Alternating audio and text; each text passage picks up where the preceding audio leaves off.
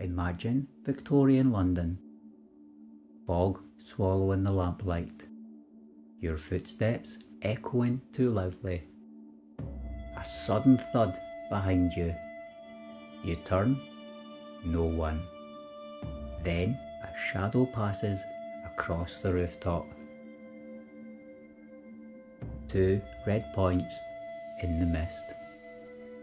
A soft metallic laugh. And before you can decide whether to run, he bends his knees and leaps. London, 1837. The fog does not roll in all at once. It curls through alleyways and gathers beneath bridges. It presses against windows like something curious. Gas lamps burn in trembling halos. Footsteps echo longer than they should, and every shadow seems slightly taller. It was in this city, not ancient, not medieval, but modern, that something began to move. They called him Spring-Heeled Jack, because when he came for you, he did not run, he leapt. She was walking alone, a servant girl named Mary Stevens, returning home through Clapham after dark. The road was poorly lit. The houses were quiet. She sensed him before she saw him. A shape detaching itself from a gateway. Tall, cloaked, waiting. He stepped into her path without sound.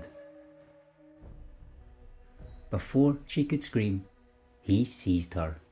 His hands felt unnatural, cold, hard, almost metallic. He clawed at her clothing. His breath was hot and close.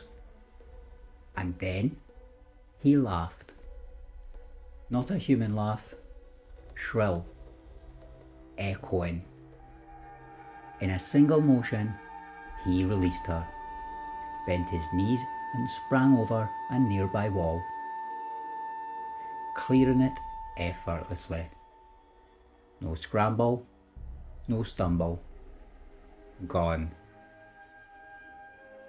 Mary survived, but her account was not alone for long. Months later, another knock came in the night. Jane Alsop answered it. The man outside claimed to be a police officer. He said a monster was nearby and asked for a candle. She brought the light to his face and saw something that would follow her the rest of her life. His eyes glowed red in the flame. His clothing clung tightly to his body, white, slick, unnatural. His hands ended in something like claws. His face seemed fixed in a terrible grin. He leaned close and exhaled. Blue flame burst from his mouth. He tore at her clothes, scratched at her skin. Her family rushed forward, and in the chaos he bounded away, clearing the garden wall in a single leap. The newspapers printed the story, and for the first time the name appeared: Spring-Heeled Jack. Panic spread through London like smoke. Women refused to walk alone. Men carried pistols. Patrols increased. The Lord Mayor himself read letters describing the attacks, but Jack was never found. Witnesses described him as tall, athletic, cloaked in darkness. Some saw a helmet. Some swore his eyes burned like coals. Nearly all agreed on one detail. He could jump impossibly high. 9-foot walls, gates no ordinary man could clear. He did not chase. He appeared. He terrified. He vanished. And sometimes he laughed. Years passed. People hoped he was gone. Then at Aldershot Barracks, soldiers on night watch reported a figure moving across the rooftops. A sentry challenged him. The shape turned, its eyes caught the light. A shot rang out. The figure did not fall.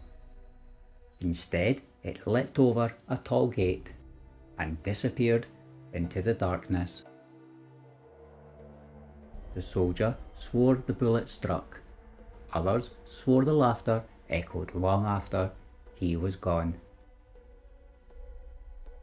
By now, Spring-Heel Jack was no longer merely a criminal. He was becoming something else.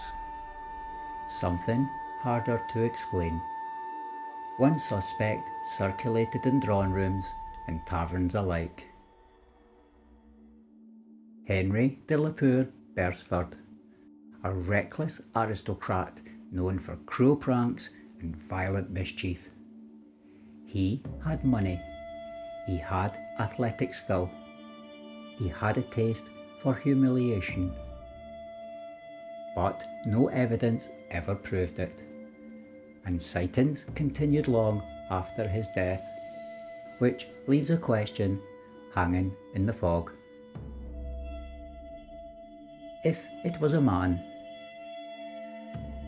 why did the legend refuse to die with him? In 1872, decades after the first reports, hundreds gathered in Sheffield after whispers spread of a white-clad figure leaping across rooftops. People pointed upward, swore they saw him. A tall shape moving with unnatural agility, crossing buildings like stepping stones. Panic and fascination blended into spectacle. He was no longer just feared. He was expected, and sometimes expectation creates its own shadow. Spring-Heel Jack emerged at the exact moment the modern city was being born. Not an ancient forest spirit, not a medieval demon. A creature of rooftops and brick and smoke. A modern monster.